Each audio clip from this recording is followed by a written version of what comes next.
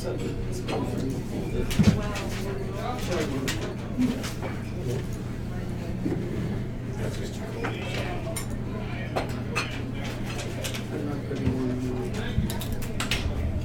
score, 7 years ago. So where do you want me to stand, like right in front of that screen there? Yeah, anywhere in this area here is Okay. fine. Just let Wait till me, you're ready. let me just send out the link to, Yep. send out. Just let me, You're ready. let me just send out the link to, Yep. send out. Just let me, You're ready. let me just send out the link to, Yep. send out. Just let me, You're ready. let me just send out the link to, Yep. send out. Just let me,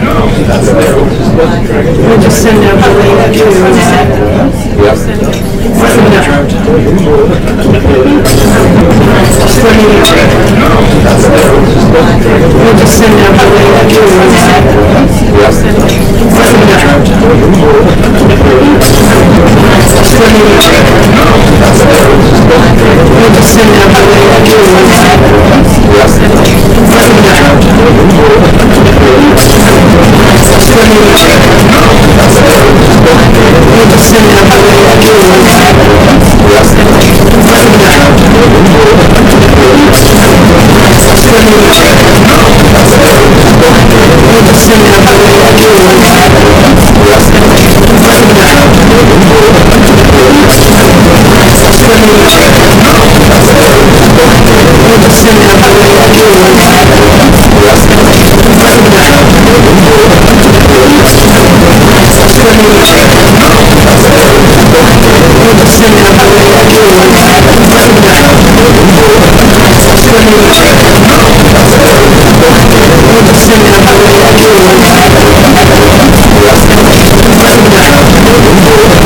link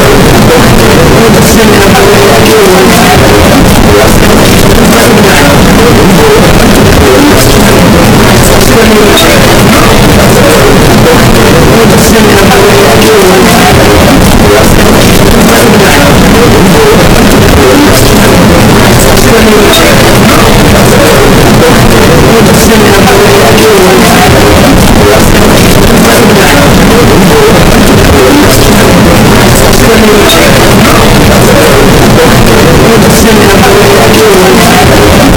let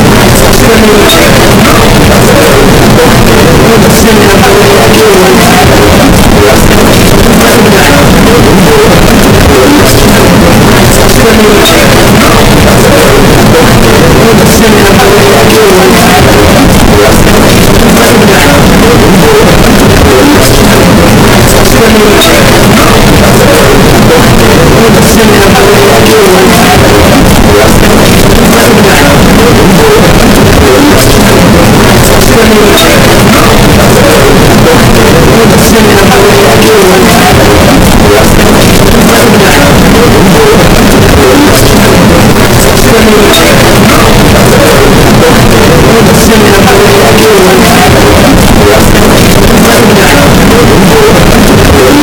to,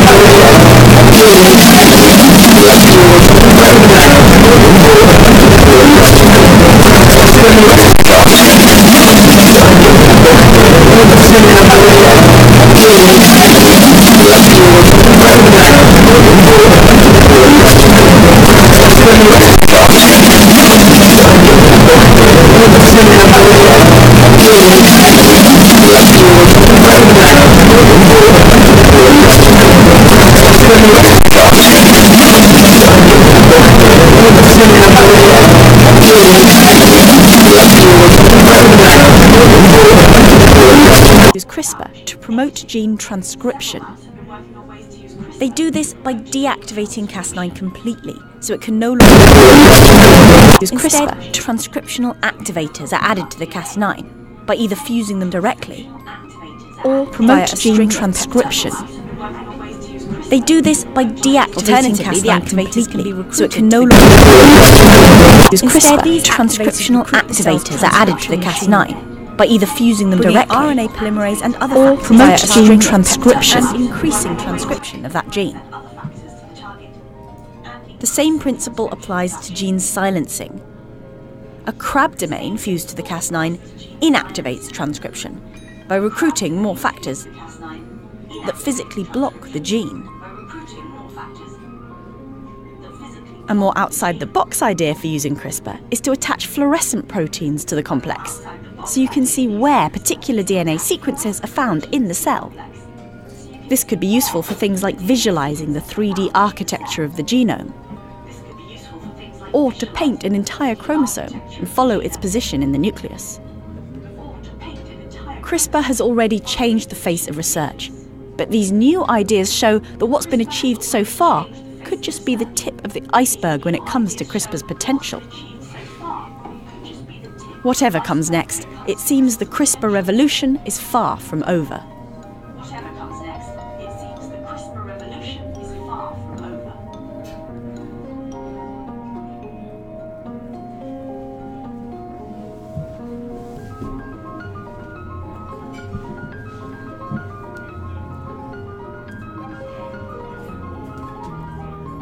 Thanks. So the question is, who owns all that? And in that movie, you'll have noticed, or I will point out to you, that the first thing that happened was you went inside an organelle, and that organelle was the nucleus of a eukaryotic cell. And you saw a human-like chromosome. So that's going to be the crux of what this talk is about. How do you get the system into a eukaryotic cell? And all those other things that they were talking about, the possibility of this one enzyme being able to do. So knocking out genes, changing genes, repairing genes, changing their transcription rate, or their activity, and all those things. So the question is, can anybody really own all that?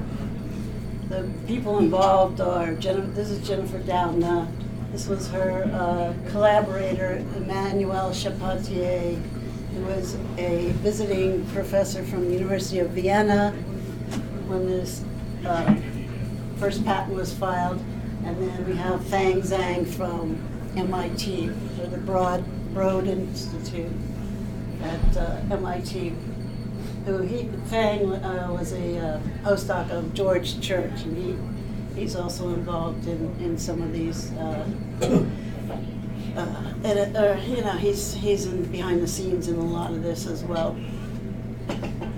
And now each one of these people went out and started their own company. So Jennifer started Caribou Biosciences, Emmanuel has CRISPR Therapeutics, and then there's various universities involved, and Editas was the company that spun out of MIT.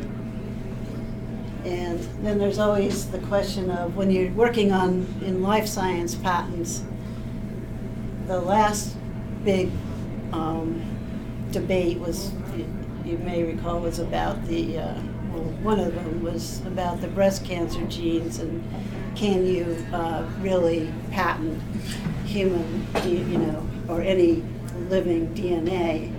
And that was thanks to Clarence Thomas, who taught himself molecular biology. He decided that to reverse the practice of allowing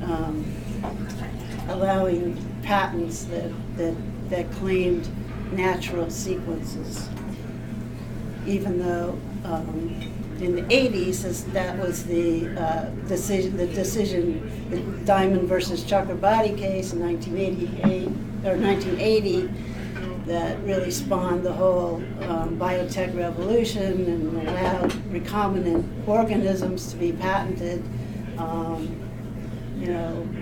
Was based on the fact that even if you took if you had control of the natural sequence and you took it from one organism to another, that was the hand of man working to invent something new. But Clarence Thomas decided otherwise, and we no longer are able to patent natural sequences. So that's why I put this law of nature in that, so that it's very difficult for people working in life as patent attorneys in life sciences to get any patents allowed now. There's a couple other cases that have made it really very difficult. So Caribou Biosciences was founded in 2011 by Jennifer Doudna. They claim their mission is to work on prokaryotic CRISPR systems. Next slide. CRISPR Therapeutics was founded by her partner, Emmanuel Charpentier, and some other folks. And they're looking at gene editing based therapeutics. I'm not sure what that exactly means, but that's their mission statement. And they're based in Switzerland. Editas, big backing from big venture funds, and with a number of patents, including Fang Zhang's patents from Harvard and George Church, as I mentioned, and some other gene editing IP. And I think all of these people were in the same happy family for a long time, and it's probably, like in most scientific fields, there's a lot of crosstalk. So it's, after a while, it gets kind of hard to tell who really had ideas first. But I know that that often happens. Anyway, moving along. And then Intellia was another big company that's came in early and licensed patent. It says patents, but there's no Caribou has some their own patents distinct from the UC Berkeley patent from Jennifer Doudna. So they have a lot of I would call it research tool type patents, just for the editing technology. And Novartis also wanted to play in this, so they're big backers of this in this CAR T thing. If you're not, CAR Ts are another cell therapy for one of the approved cell therapies for oncology that's in the immuno-oncology space. So CAR stands for chimeric antigen receptor modified T cells. So it's a cell that can both bind to other immune cells and to a target cancer cell. So it has a chimeric receptor instead of a receptor with two arms that bind both to the same thing. Next.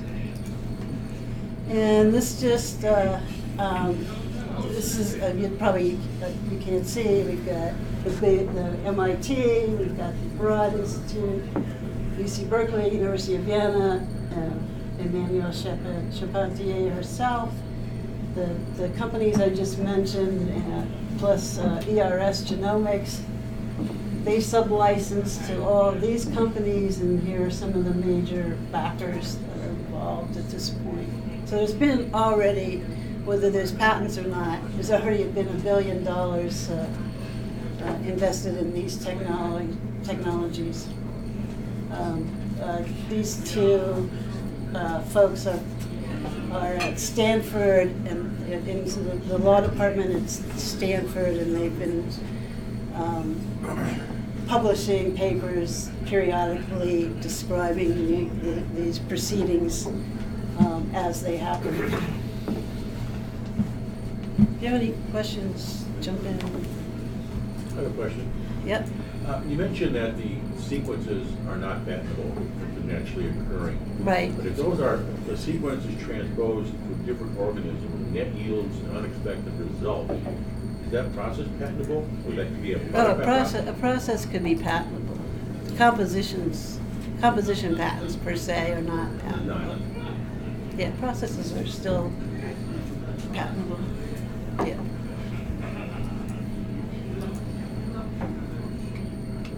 Okay. So, in the beginning, Jennifer is going to have Doudna versus Zeg. She filed, well, there was a priority application that was filed in 2012 a provisional application in May of 2012. The non-provisional was filed on March 15th, 2013, and they published a paper showing their, core technology, the inventive process in science in August of 2012.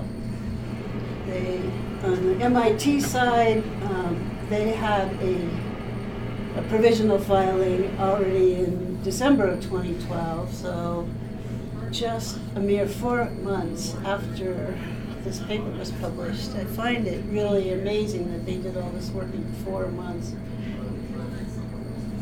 Well, it would be less than 4 months because we have to submit the paper. So.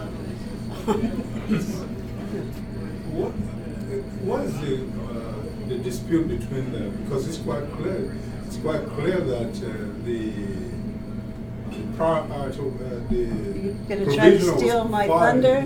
The provisional was filed in this case May, and the provisional was filed in this case in December. Okay. So I was. We'll get to that. Okay. That's a good question. And already, so they must have, known. He must have known, about this. They had the same idea. It's very, strange that they would be able to publish, come up with something completely different in 4 months, and have it published. But anyway, or have a patent file. Their initial, this application was abandoned, but they managed to persevere. They did get a patent issued already in April of 2014. Next slide. So here's figure 1 in Jennifer Doudna's patent, basically showing that the invention here, the non-natural part of this, is whereas in the CRISPR system you had two pieces of DNA that were not joined together, she actually linked them together. So there's she calls it a single guide RNA.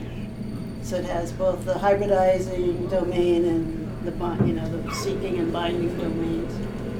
And I don't know if anybody knows what comes first, whether the RNA piece binds to the DNA first and then binds to the Cas9, or the Cas9,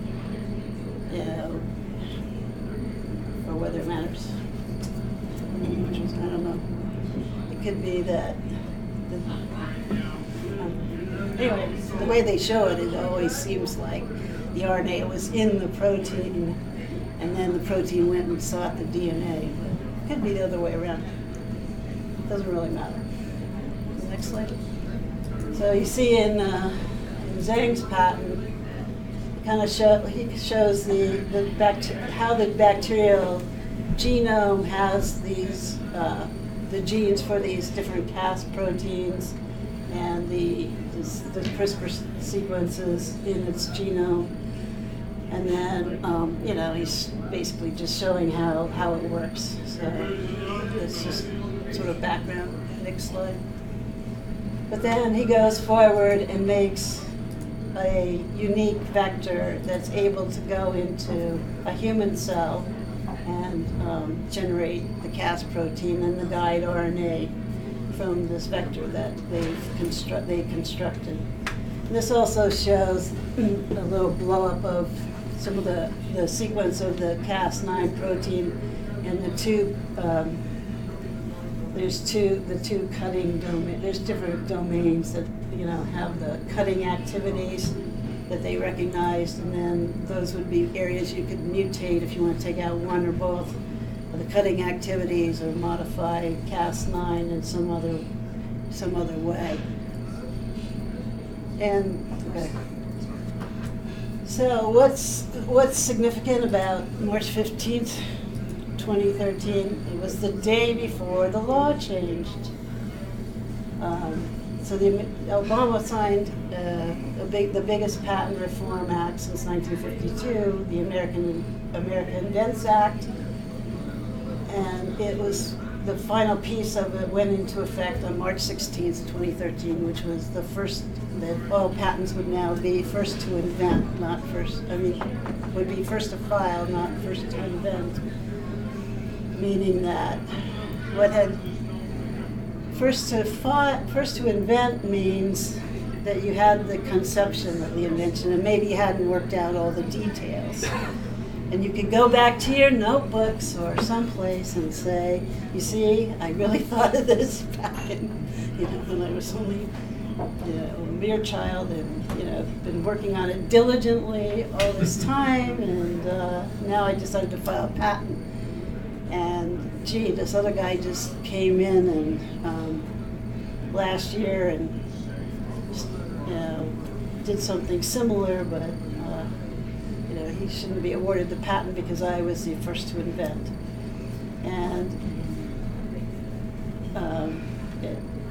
as you may know, prior to 2000, about December 2000, all patent applications were in the U.S. were secret. They were not publicly. They weren't published. They were unavailable. They were secret. So the only people that should have been able to declare an interference would be the examiners. But since then, everything's been laid open. You can go in, you can watch you can read the prosecution as it happens in any published application. Thank you. Welcome. But since this happened on the last day, it's maybe the last interference that we ever see, and it's certainly probably the most widely published upon interference.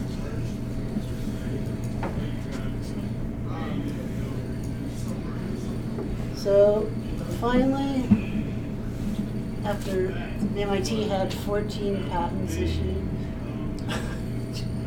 the attorneys for University of California managed to have the patent office. They actually were talking to the examiner and the patent office for about a year prior to this, but they suggested the interference, and they got the patent office to declare this interference, and it was declared formally January 11th, 2016.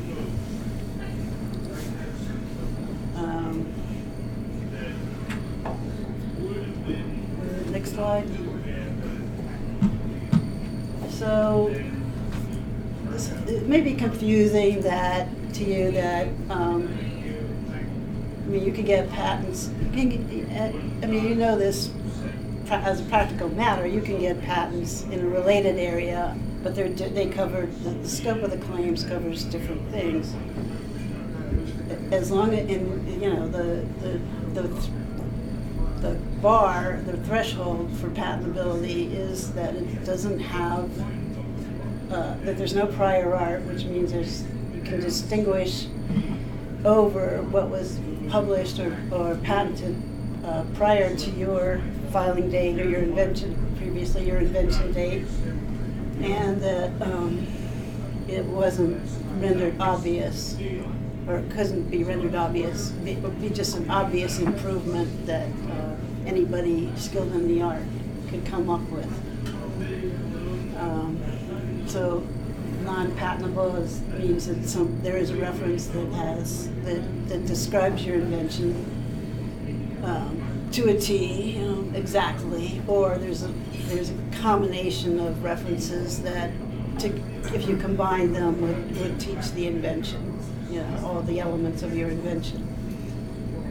And then there's always the caveat that it's not it doesn't fall within the the statutory non-patentable subject matter, which are now human organisms and laws of nature, and you can't patent, E equals MC squared or something like that, because that's a law of nature. Now, infringement and interference draw on those same concepts, but you could have patentable subject matter that still infringes somebody else's patent, and it's the same thing in an interference, really. So they're not reciprocal. It's not patentable. Or if it's patentable, it doesn't necessarily mean that you're not infringing somebody else's claims. So the heart of this dispute is about about the scope of the claims, whether Dowden and Chapannier's original application disclosed enough information to enable someone, who's probably a molecular biologist, to use the techniques in eukaryotic cells.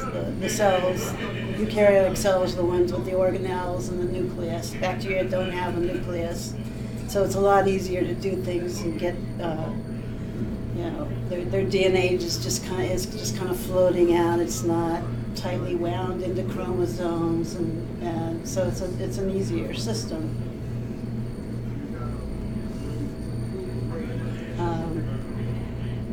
So if she really conceived of all this, and her application convinced everybody that, oh yes, everybody would have thought of all these things based on her teachings, then Zhang's patents might, or some of the claims could be struck down as a result of this interference. In some of the arguments, Berkeley said, their basic invention was this guide DNA, which I believe, it looks to me like that was her invention. But that's not really what the interference was about. So, I don't. And it kind of, another thing about patents is, and since this is a room full of chemists, you can write out a big genus of structures, and sometimes you'll get those claims, but you don't know what all those molecules do. You don't know how to make them. And in fact, there's case law that says somebody can come forward and make something that you didn't exemplify and get a patent on it, even if it's in your Marcouche group. So the same thing applies to life science. So a lot of these things that happen, it's based on the original thought, but there's more to it, and it wasn't all laid out. And part of the patent law is that you have to describe, you need a written description, you need to describe everything that you hold as your invention. And there's case law about, like, the UC versus Lilly case. I think UC first sequenced they sequenced, non-human insulin, I remember, with dog or mouse or whatever. And then they tried to patent all insulin molecules. And Lilly came along and said, no, human insulin is different. You had no way of knowing what those last 4 amino acids are, just because you sequenced, the other organism. So there's precedent for that. Next slide. So this is actually how first, there's actually 6 paragraphs in section 112. So the first paragraph is about written description, and it includes this language about persons skilled in the art. So that's where that comes from. And it's, so it doesn't necessarily say anybody, anybody off the street. We're saying, somebody with knowledge of this area, should be able to pick it up. And then you have to set forth examples. You need to somehow include the best mode of carrying out your invention. And just to put a little finer point on, so the patents have different sections, and there's basically just the written description is a detailed description of the invention. You can put background where it's not advised, but you can put background describing other people's art, or you can stage the problem, and then you write your description and then you include examples of how to carry out your invention, and then finally you file claims, what you believe that the scope of your invention should be, and that's what you prosecute with the examiner, and you go back and forth and decide what the scope of the claims could be, how they're going to be written, and how many claims you're going to get. Next slide. So, I just think that it's important to understand, in all these fields, there's, at the beginning, somebody wants a broad patent, broad in scope, and just like, having a huge Marcouche genus of chemicals, that's all fine, but do you really have possession of all that knowledge? Do you really know what every single molecule in that 1,000 molecule group does? And,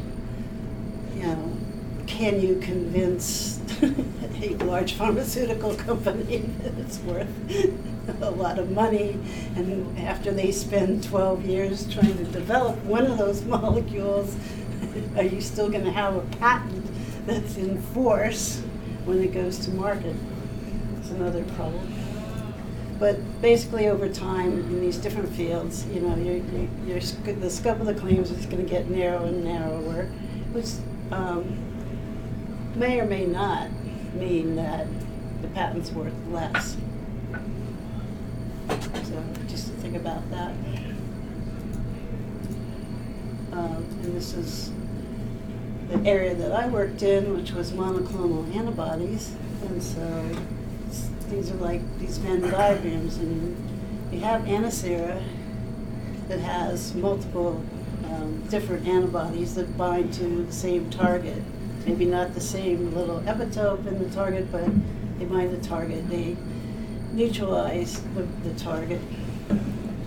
In 1975, Kohler and Milstein developed a process of pulling out a single B cell, fusing it with a immortalized cell, and having a single clone that would produce a single antibody that was to a target. And that spawned the field that I worked in, which was monoclonal antibodies.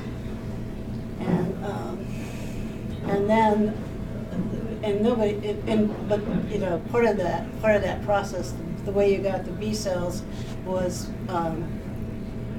taking the entire spleen of a mouse out to harvest the B cells. So not something you would have imagined doing with a human. So for a certain period of time, nobody expected that you would be able to make completely human monoclonal antibodies. Next slide.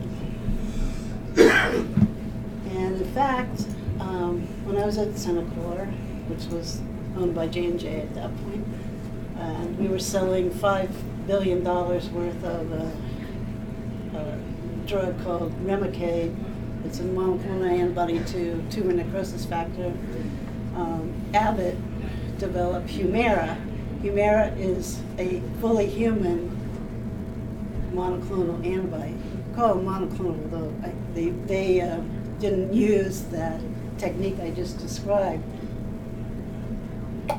they were able to pull the human sequences out of a library of antibodies that they made. So it was a different technology. They still call it monoclonal, and it's still one antibody, one species. And but we had a claim that said any antibody that competes for binding to human tumor necrosis factor with our antibody, which is, or our parent antibody, had a a number. It wasn't Remicade. And I actually supervised a lab experiment that showed that if you mirror bound to our to TNF just and competed with Remicade or our clone for binding. So we had evidence. The court went the case. It was an infringement case, not an interference.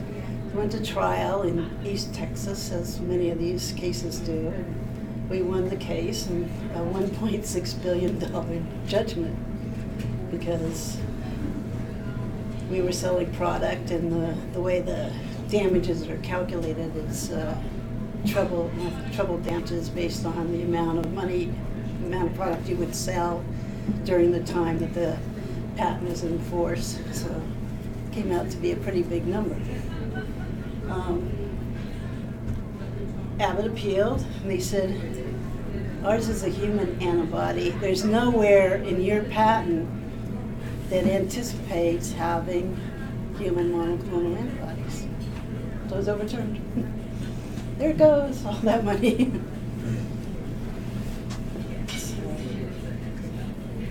So what happened with the case at hand? The decision came down February 15, 2017. And I guess I didn't say, but what ended up happening, and the way that I'm not, we were involved with some other, as I mentioned, some infringement cases when I was at J&J, and the logic that the attorneys used to file these cases sometimes escaped me. And this one sort of escapes me too, because the count, the thing that they had to decide was something like how did a jury find OJ not guilty in the criminal case. It's like it's based on the instructions and what you have to deal with. And the count that they looked at was whether there was enough information for Zhang to have anticipated being able to use a CRISPR-Cas9 system in a eukaryotic cell. So that was what they were to look at, and they found evidence that, bottom line is the evidence shows the parties' claims do not interfere, and that the interference was terminated, which doesn't mean that anybody lost claims. In fact, in Doudna's patent, she already had allowed claims prior to this interference being declared. They could have just had an issued patent, but no. These attorneys decided they wanted to go for, like one of those commentators said, they went for broke. They filed this interference. Who knows how much that cost? And I'm sure the attorneys made a lot of money, but at this point, that interference didn't go anywhere. And next slide. So some of when I read the whole decision, and some of the evidence that they drew on had to do with some of the statements that Doudna made in interviews, and also there was a paper that they published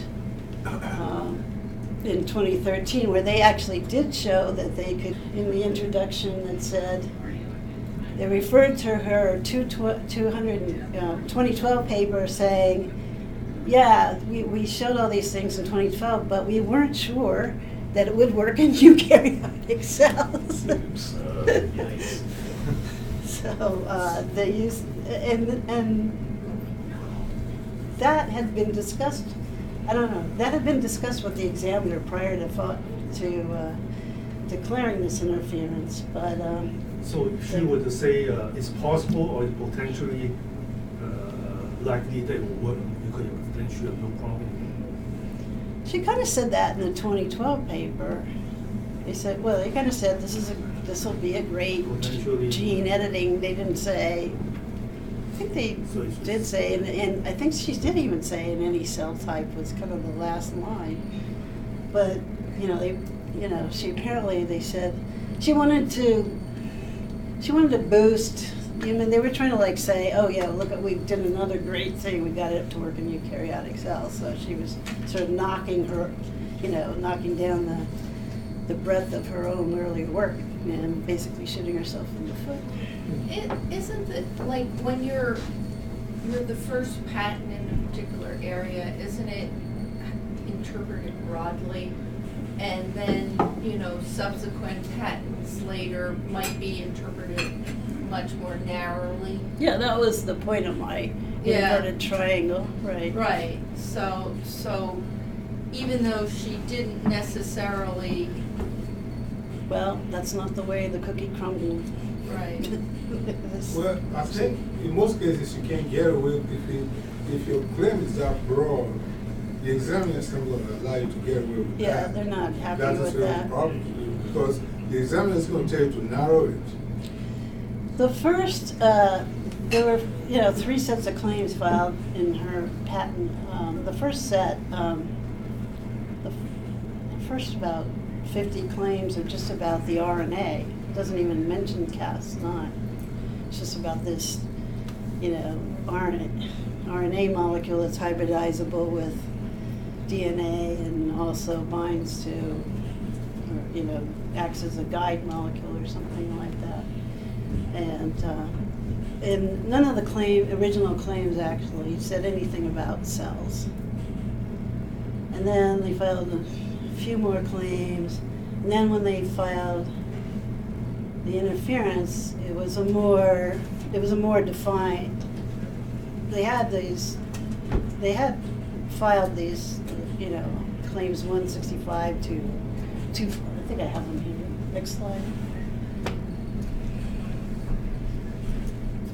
So not only was the interference abandoned, but then there was an appeal from UC Berkeley, which also affirmed the decision of the patent trial and appeals board.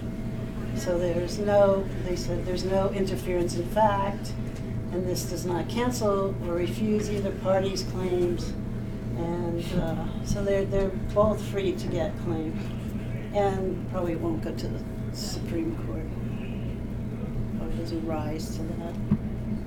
Next slide. So so she had these claims that were allowed in 2015 before the interference was declared. Perfectly good claims.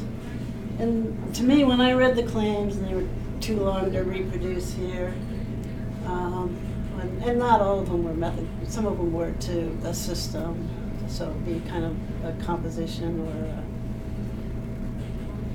a system.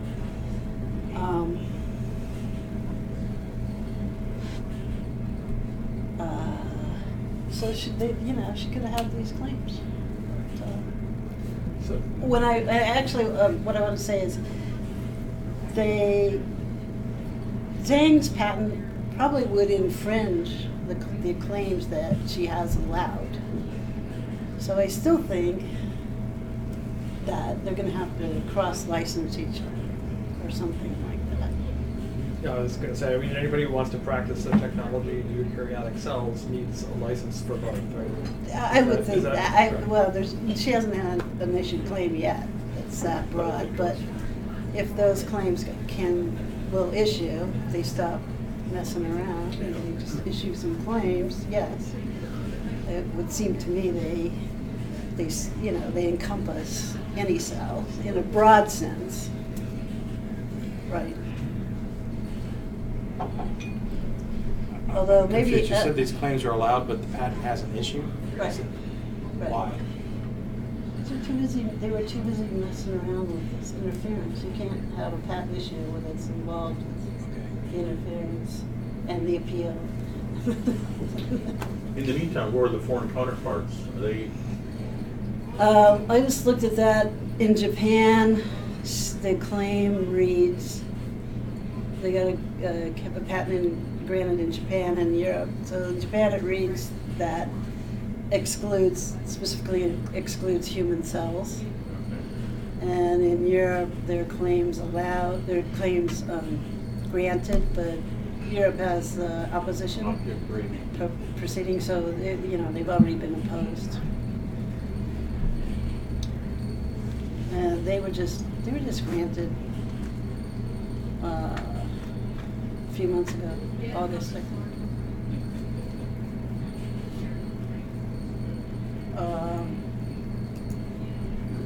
Yeah, so I don't know what happens next. Another question is, unless this is a process that would be used for, say, a treatment where you're gonna like isolate cells from a human body, perform some kind of CRISPR system technology on it, and put the cells back. The CRISPR system itself is kind of a research tool, and it's not really involved in the making the product or the treatment. That was going to be my next question. Is any of this in situ? I think some of it. There are companies working on those kinds of systems, and I think that was what Editas is doing, and maybe what Emmanuel Charpentier's company is doing. I think down this kind of, although Novartis they had the CAR T thing, and in that respect, yeah. So, yeah, good question. So, there's many more. There have been many more patents issued on systems, locking out activities, adding activities, and all those things. But that's my reading of the infringement. So, irrespective of what sales we're talking about, which group did the key experiment first? Berkeley and MIT. And did any one of them learn from the other? I think they had to, but So who did the key experiment first? Berkeley, right? Well, I mean, it's all of it in the. Well, in the interference, they didn't. There was no. I didn't see any notebook stuff in the interference. So they didn't really go back to the notebooks. And they're going on these filing dates. What's the law change? Well, the law changed, but hadn't changed then. First to invent, so. Yeah. Okay. In Asia, I think it's forced to file. It's not forced. It has always been forced. Let's say Japan. In Japan, it's forced to file. It's not forced to invent. Yeah. So you're right. So the practice has basically been like get your patent in there, and get your priority, filing in, and even if the United States was first to invent, you don't want to take chances when you want to get worldwide coverage. It was filed on the PCT though, wasn't it? The first filings were U.S. provisional patents, but you can file a PCT, within a year. using a provisional as a priority document. Right, so, but in Japan, they being a party to the Paris Treaty, whatever it is, they'd have to operate by the priority date set in the filing of the PCT, correct? That wouldn't be first to file. Right, yeah, that's what we were saying, yeah. That's why a lot of people just pretty much file the provisional first, because that gives you the priority date right there. Right. There's other technologies which are similar. I think DuPont uses one that begins with T, Talon or something. Yeah. Are they covered under these patents, or is that a whole separate? No, those are separate patents. Those are completely separate It's patents. separate patents, based on different technology. Three lots patent in that too, and Yeah. about. Oh, yeah. But that's an interesting point, though. The two main genome editing technologies that are coming forward is sort of competing technologies. It's CRISPR and Talons, and sort of third place is zinc finger nucleases and things like that. They're different technologies, different IPs, but they can sometimes get a lot of the same things done, like, for example, in therapy. Right. So, for example, in my world, there's a company that was already invented and is marketing high oleic soybean that's based on talent, and they're called they're considered non-GMO by USDA. They are. Yeah, they're non-GMO. There's no foreign That was DNA on New York Times. Yeah. But, yeah. But not in Europe. Yeah, not in Europe, but you can get some of the same things done with this alternative. Not all. Well, because the USDA has determined that GMO means that you're bringing external DNA into an organism. If you just move it around, I guess, or edit it's not GMO. Right. Yeah. So depending on the, let's say, the human pathology, you might be able to get it done with those two technologies or maybe something else. Right, and avoid the licensing thing depending You on might, what you're, depending on the problem. or license from. Same with talons, people are going after sickle cell anemia. But if you don't use the technology in the, if you just used it to discover something, but you didn't use it to actually make the product, it's kind of just a research tool, and those licenses are usually a lot. I mean, the fees are probably usually more like 1% royalty or something like that. Right. So you think this is the last pre-2013 law changing interference to come about?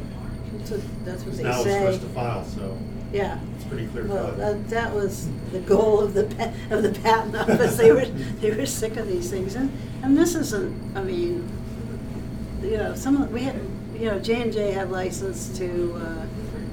There's a three-way interference on these antibody phage display libraries. There was a three-way interference between Cambridge Antibody Technology, Scripps, and Genentech, and it came.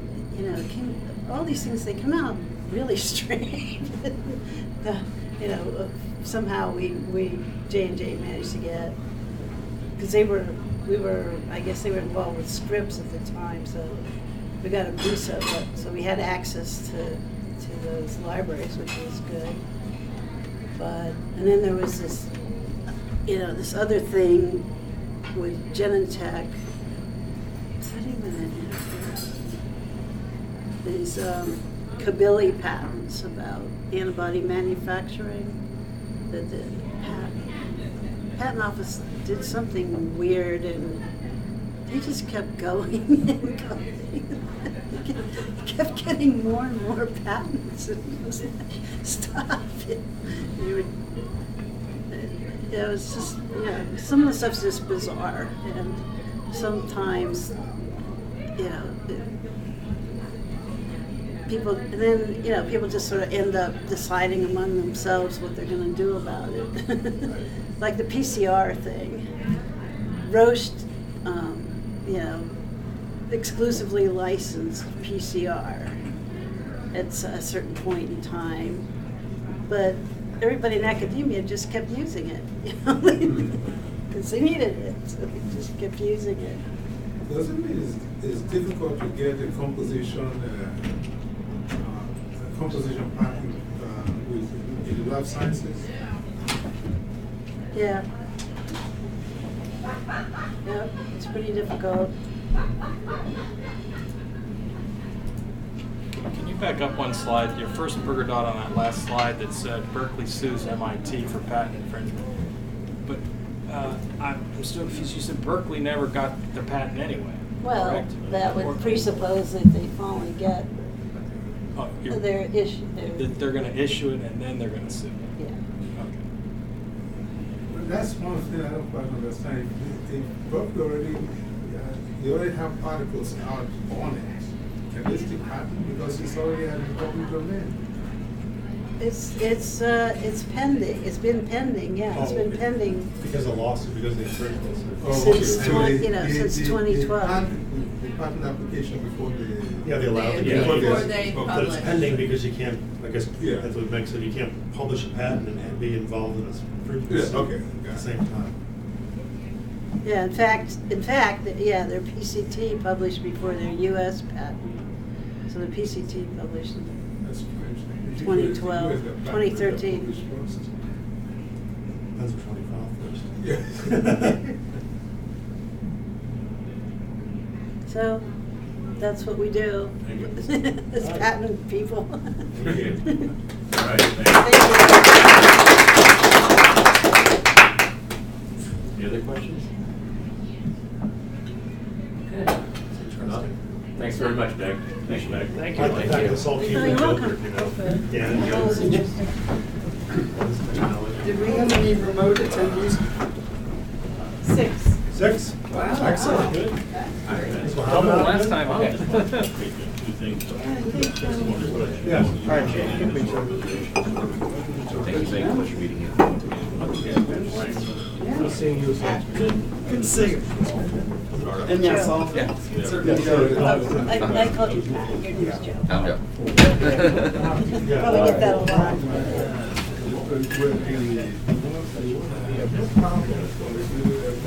Yeah. Love your product,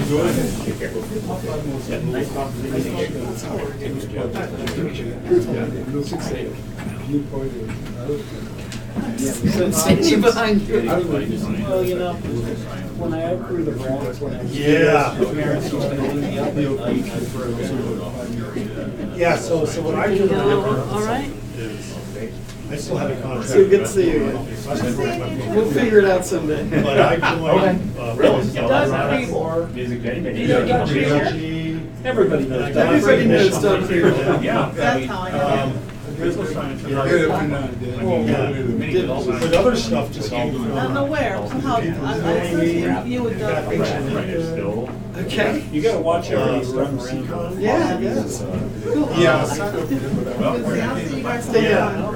But it's always challenging. Now you can finish that drive too. Because you just can't just call people up, so. Yeah, that's right. I was going to trade shows in my area, so I do coding, so I go to the coding show. Yeah, basically the same Yeah. way.